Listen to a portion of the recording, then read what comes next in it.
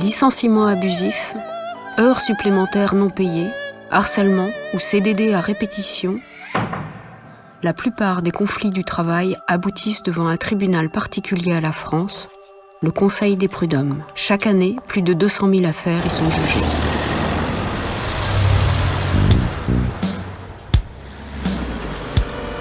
Nous sommes à 20 juillet et Monsieur Vert, il va rentrer dans ce café.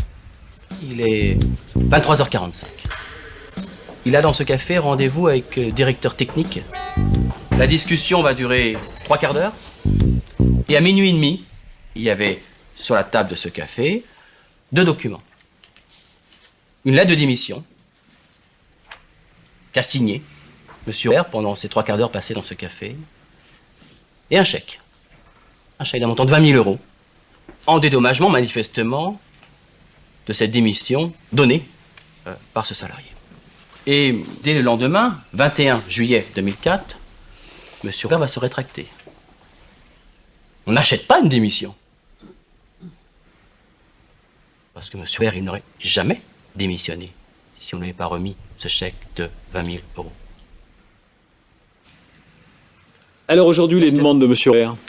Les demandes de M. Vert sont de considérer que cette démission n'est ni claire, ni équivoque, ni librement consentie. Ça, on avait compris, ça. Dès lors, cette démission doit être qualifiée en licenciement. Bien, maître, nous vous écoutons. Et Monsieur le Président, Madame, Messieurs, Monsieur Vert donc est effectivement embauché comme magasinier dans une entreprise de viennoiserie et de pain cru surgelé. Alors moi je veux bien tout ce qu'on veut, mais c'est quelqu'un qui, indépendamment d'une présence physique certaine, a une personnalité trempée forte. Et moi j'ai tendance à dire on ne fait pas signer ou rédiger n'importe quoi à Monsieur Vert. J'ai aucun élément dans ce dossier qui me permet de dire que cette démission a été arrachée, alors qu'on arrête de venir dire que c'est sous la pression que l'intéressé a été amené à donner sa démission, c'est de manière purement réfléchie. Ce ne serait pas complet si je ne vous indiquais pas que M. Vert n'avait pas eu une altercation dans un premier temps avec l'un de ses subordonnés, et ça s'est mal passé. Clairement, ça s'est mal passé. Il est revenu me chercher en gueulant comme un malade, devant tout le monde. Ça a duré au moins 20 minutes. Il était violent. Il a failli me descendre du chariot. Il hurlait. J'ai eu peur. Chacun a pu mesurer ici le physique de M. R. Je suppose que quand M. R se met en colère, ça doit être assez impressionnant. Malgré le volume de M. Vert, on va vous dire tout à l'heure, mais vous vous rendez compte, ce gaillard, 2 mètres à 120 kilos, qui peut l'impressionner?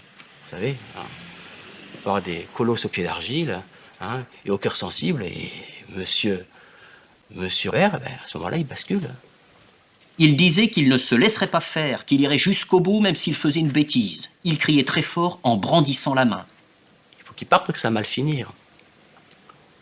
On va rappeler à Monsieur Vert, et celui-ci m'a autorisé à en parler aujourd'hui, qu'il a un passé pénal. Qu'il a été condamné par un tribunal correctionnel pour des faits graves. Et que ça allait savoir, on allait en parler, ça n'allait pas rester comme ça. On a fait des allusions à M. Vert, à sa vie privée. À savoir qu'il est paxé avec un autre homme, et que ces éléments-là que ne connaissent pas forcément les collègues de travail, ça allait aussi se savoir. On va lui expliquer qu'il faut qu'il parte. La volonté profonde de l'intéressé, c'était de quitter la maison par la grande porte avec un chèque. Il a quitté la maison par la grande porte. Est-ce qu'il y a eu un chèque? La réponse est oui. Et ce chèque était confortable puisque l'inspectrice du travail est même venue dire qu'il avait un chèque qui était largement supérieur à l'indemnité de licenciement à laquelle éventuellement il aurait pu prétendre. Je dis à laquelle il aurait pu éventuellement prétendre parce que comme on était sur le terrain d'une faute grave, on partait quand même pour un licenciement où l'intéressé n'aurait rien eu en bout de course. M. Vert, il a pris son chèque. Il a eu ses 20 000 €, de quoi se plaint-il? Mais si M. Vert vous saisit aujourd'hui, c'est parce que ces 20 000 €, il s'en fiche.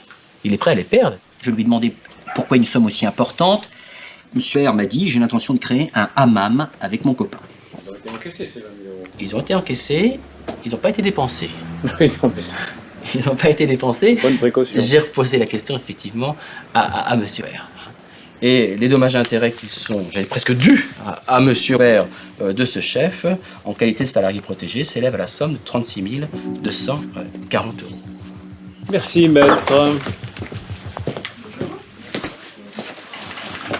Bonjour. On m'a dit que les délibérés en fait étaient à disposition ici. Oui, Bert. C'est ça.